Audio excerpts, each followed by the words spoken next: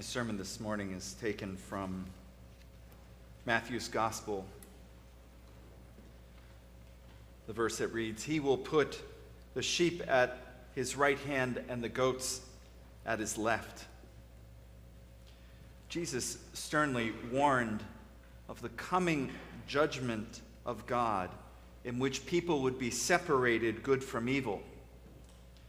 To many Christians and non-Christians today, however, divine judgment seems irrelevant. Many people think we all go to heaven, even our pets, or especially them. So how did we get to this place where our view of heaven is so different from Jesus' day? The concept of divine judgment has always been a bit squishy.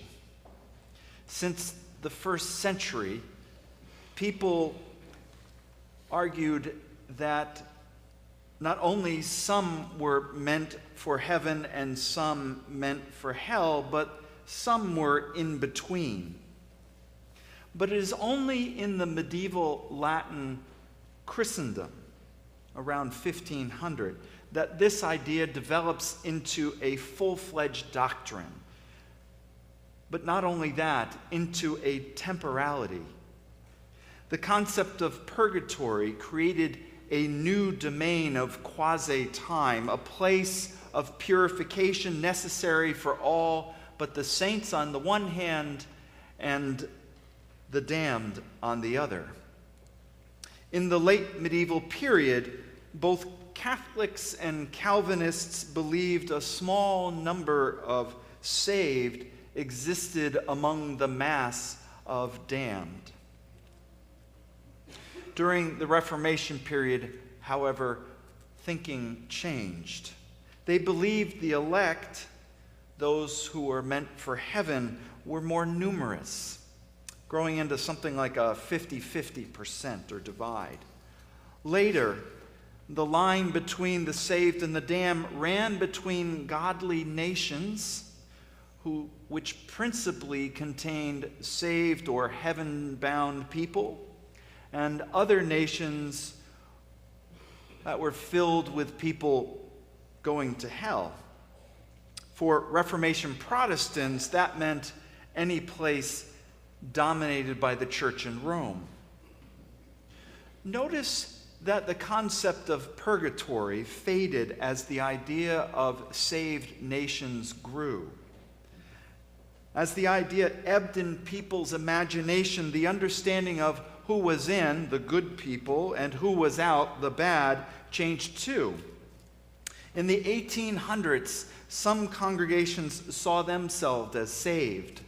President Abraham Lincoln's parents attended a hardcore Baptist church that saw themselves saved and all others not, and that really wasn't their concern. This type of thinking crops up again in churches at the end of the last century. In the 1990s, some saw membership decline as a sign that a congregation or denomination lacked God's favor and thus put their numbers at risk of damnation. That thinking faded as the decline in membership spread to all denominations. Shame that everybody is damned. Well, okay, no, we can't do that. To a large extent today, however, most people are not concerned about sheep and goats separation. Most today assume everyone's going to heaven. And of course, over the course of the last 500 years, the table has switched. We now live in a world where a small number of damned live amongst the large swath of saved and heaven-bound. I could guess why this is. It could be our high view of reason, our society's fondness with anti-institutionalism, or the attraction of non-foundationalism. all of which arise from our culture's secular nature? The answer may be any one of these, or all of them, or others. But my concern this morning is elsewhere. First, the diminishment of God's judgment calls into the question the need for church, religion, or even God. If not to save us from the fires of hell, then why go to church? If all go to heaven, especially our dogs and cats, then why get up on a Sunday morning to worship God? Ultimately, these questions and these kinds of questions you will specifically answer with your new rector. But the Bible gives us some helpful guidance.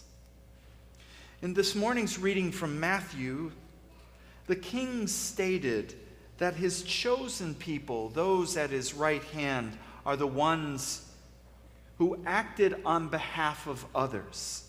He said, "For when I was hungry, you gave me food. I was thirsty, you gave me something to drink. I was a stranger, and you welcomed me. I was naked, and you gave me clothing. I was sick, and you took care of me. I was in prison, and you visited me." The call of God's people has always been to take care of the vulnerable. But we do so not to gain salvation. We do so to show what Christ has done on the cross and in his rising. Jesus has risen, and Jesus is our King. We stand in the shadow of the cross. We see the light beyond the cross, the light of the kingdom, the divine light, the light of heaven. But we do not as yet live in the light. We live in its shadow. We live in a world that did not know Jesus. We live in a world of violence and hatred. We live in a world where, at times, civility bleakly masks the raw, destructive darkness of humanity. We live in a world that rejects God and clings to chaotic meaninglessness. We live in a world that aspires to emptiness that leads to loneliness and boredom. We live in a world of shadow selves and of dark emotions. We live in a world that is in the shadow of the cross because it is not ready to be with God. But the light that makes the shadow of the cross visible is the light of God. The church, you and I, we are here to tell the world and those who embrace its emptiness, its twinkling and sparkling of materialism and consumerism, about the light. We are the heralds of the light. By our praise of God and through our works of service to the vulnerable, we tell others that Christ is King, that Christ conquered sin and death, and that all are welcome to join in the light with God. In our time, judgment has switched from the king to the people. It has done so because of Christ's actions. He welcomes us, but does not force us to come. Today, Christians come to Jesus not out of fear, but of love and thankfulness. We come to Jesus because we love him. We come to our King in celebration of what he has done.